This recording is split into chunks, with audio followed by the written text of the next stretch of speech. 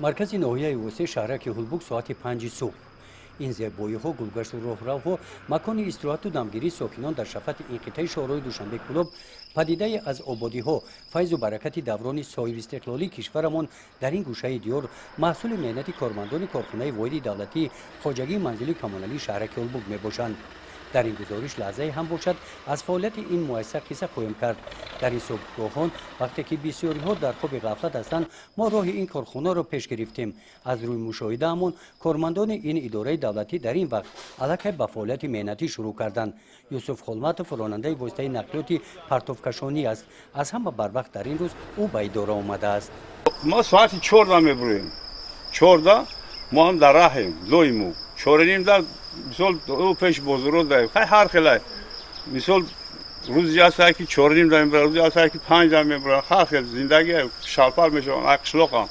آهی تو گارکان از ورژینا همجا بشه. تو میان میخیزن میان جای خودش 4:30 5 میشه. در کارخانه واحد دولتی خواجگی منزلی و کمونالی در شهرک هلبوگ یک چند عدد چنین تکنیک‌های نقلیاتی برای کشانیدن پرتاب‌ها از محله‌های شهرک خدمت می‌رسانند. یوسف میگوید که برای کشانیدن پرتاب‌ها در این ماه دو تکنیکی نو آوردند و امکاناتشان در سمت کشانیدن پرتاب‌ها بهتر گردیده است. مخالفت از آدم اینا تمام موندن یا رولی هیچ یک 20 نفر آدم دیگه دوازی میکنه. مثال یک آدم یک ساعت دوار کنه در 10 minut یک کماز دوار میکنه برای پرتاب فرمیته میگردن میاد او را باشه در 3 ساعت یک کماز دوار میکنه. مثل هر وقت امروز هم نخستین شده تکنیک یوسف از مؤسسه برآمده برای اجرای کار سفربر گردید. از پای یوسف دیگر تکنیک‌ها با انشاءات‌های معین روان شدند. در شهرک هلبوگ 46 محله است. با اکثریت این محله‌ها اداره شهرداری دارد. در بسیار محله‌ها و مثل این پرتابگاه در کوچه به نام بابا جون غفروف پرتابگاه‌های زمانوی هم همین سال ساخته شده‌اند. این پرتابگاه هم در یک گوشه این محله ساخته شده است. در کشانیدن پرتابگاه این پرتابگاه کارمندان چنین تکنیک‌های وزنین را که همین ماه به اداره وارد شدند استفاده کردند.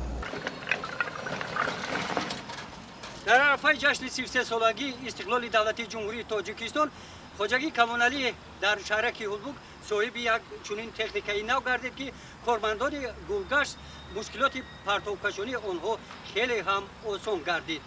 در میدان گلگشت 8 نفر کارمندان به کارهای سبزکاری ها مشغول می باشند. اینجا بگاهی روزی پر آدم است.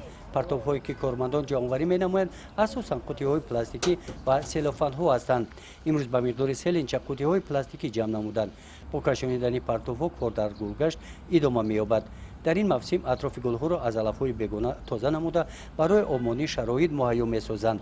آنها کوشش دارند که تا جشن 33 سالگی استقلال دولتی جمهوری تاجیکستان که میدان گلگشت مکان سیر و گشت عمومی می باشد آن را با تراوت و زیبایی خاصه تیار نموده طبع آدمان را شاد گردانند.